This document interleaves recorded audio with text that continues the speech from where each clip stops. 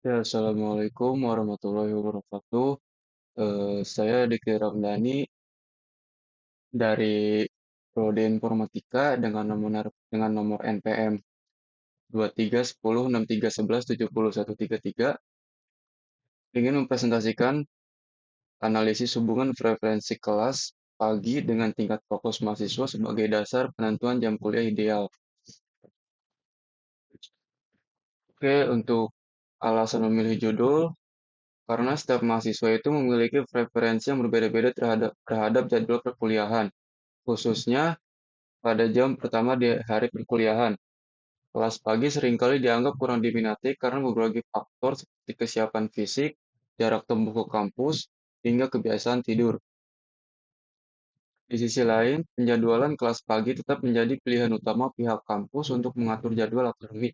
Oleh karena itu, penting dilakukan analisis terhadap preferensi mahasiswa mengenai kelas pagi dan jumlah kuliah ideal, agar pihak kampus dapat mempertimbangkan hasilnya dalam perencanaan jadwal yang lebih efektif dan sesuai dengan kebutuhan mahasiswa. Tujuan penelitian ini yaitu yang pertama untuk mengetahui preferensi mahasiswa terhadap pelaksanaan kelas pagi. Lalu yang kedua ini untuk menganalisis alasan mahasiswa dalam memilih atau menghindari kelas pagi.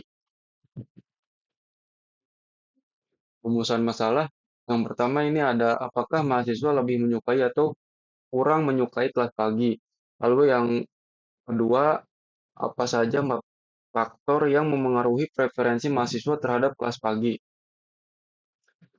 Lalu untuk metode penelitian, di sini untuk pendekatan penelitian, saya menggunakan analisis menggabungkan analisis kuantitatif dengan kualitatif untuk mendapatkan pemahaman yang holistik.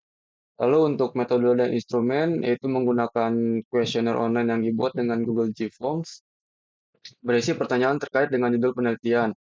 Eh, Lalu untuk teknik analisisnya di sini saya menggunakan uji Chi-square yaitu untuk menguji hubungan antara preferensi jam dengan kategori tingkat fokus. Yang kedua ada uji T-sample untuk membandingkan perbedaan rata-rata tingkat fokus antara kelompok yang suka dan tidak suka kelas pagi. Lalu yang terakhir ada analisis tematik untuk mengidentifikasi, mengkode, dan menganalisis pola dari jawaban kualitatif. Untuk objek dan responden, di sini objeknya itu adalah mahasiswa Unsika, Prodi Informatika Angkatan 23, dan jumlah respondennya ini itu ada 38 responden. Lanjut, kita langsung ke metode uji. Di sini ada uji Chi-square, yang dimana hipotesis nolnya ini yaitu tidak terdapat hubungan yang signifikan antara frekuensi jam mulai kuliah dengan tingkat fokus mahasiswa di pagi hari.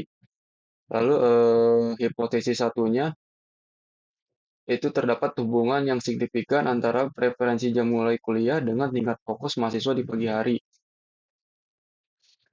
Lalu untuk penjelasannya di sini ada hubungan signifikan antara X2 akar 2 sama dengan 9,69. Untuk interpretasi terdapat hubungan atau asosiasi yang signifikan antara preferensi jam kuliah dengan kategori tingkat fokus. Terdapat kecenderungan di mana mahasiswa yang memilih preferensi pagi lebih banyak berada di kategori sangat fokus. Hasil ujinya yaitu H0 ditolak karena X hitungnya itu sama 9,69, lebih besar dari X tabel 2 ya. X tabel 2 yang dimana X tabelnya itu 5,99. Jadi untuk hasilnya itu terdapat hubungan yang signifikan antara preferensi jam kuliah dan tingkat fokus. Lalu untuk uji tes sampel independen, sini ada tabel hasil perhitungannya. Lalu untuk hipotesis nolnya, yaitu tidak ada perbedaan rata-rata tingkat fokus antara kedua kelompok. Untuk hipotesis satunya, terdapat perbedaan rata-rata tingkat fokus antara kedua kelompok. Lalu untuk perbedaan signifikannya yaitu T-nya itu T dengan DF 27 sama dengan 4,36. Untuk interpretasi, Mahasiswa yang menyatakan suka kelas pagi memiliki rata-rata tingkat fokus 4,43, yang secara signifikan lebih tinggi dibanding mahasiswa yang tidak suka kelas pagi, yang dimana nilainya itu 3,27. Hasil uji H0 ditolak karena p-value lebih kecil daripada 0,05, yaitu terdapat perbedaan rata-rata tingkat fokus yang signifikan antara kedua kelompok.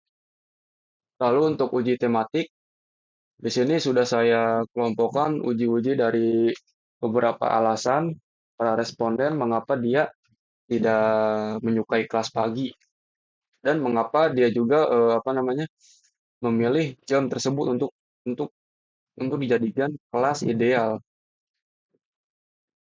Di sini di tema pertama yaitu kesiapan fisiologis dan kebiasaan pribadi terdapat sulit bangun, lalu begadang, ngantuk, lelah, dan lain-lain. Di tema 2 ini ada tantangan logistik dan manajemen perjalanan.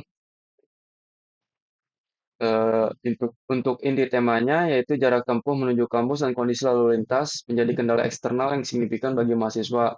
Sebuktinya itu ada jarak jaraknya yang jauh, terus macet, terus ya persiapannya yang mungkin bisa dibilang mepet sama ininya, jam kelasnya.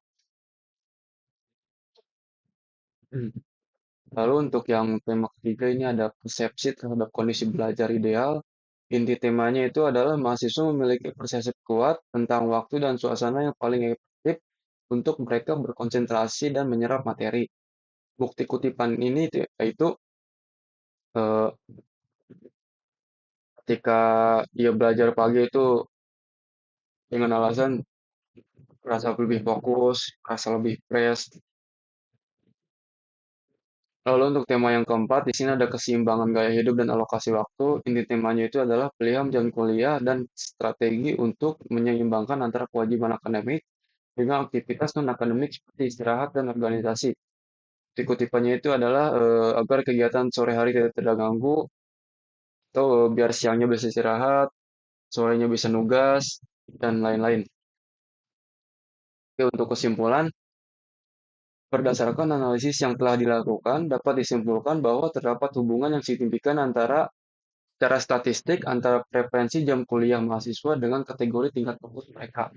Meskipun demikian, saat diuji lebih lanjut, perbedaan rata-rata tingkat fokus antara kelompok yang menyukai dan tidak menyukai kelas pagi ternyata tidak cukup kuat untuk dianggap signifikan.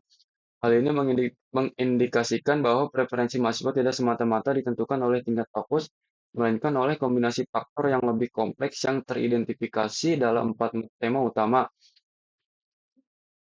Dengan demikian, jam kuliah ideal bukanlah suatu waktu yang pasti, melainkan sebuah titik kompromi personal yang dinegosiasikan oleh setiap mahasiswa antara kondisi internal, tantangan eksternal, dan tujuan kolektifnya.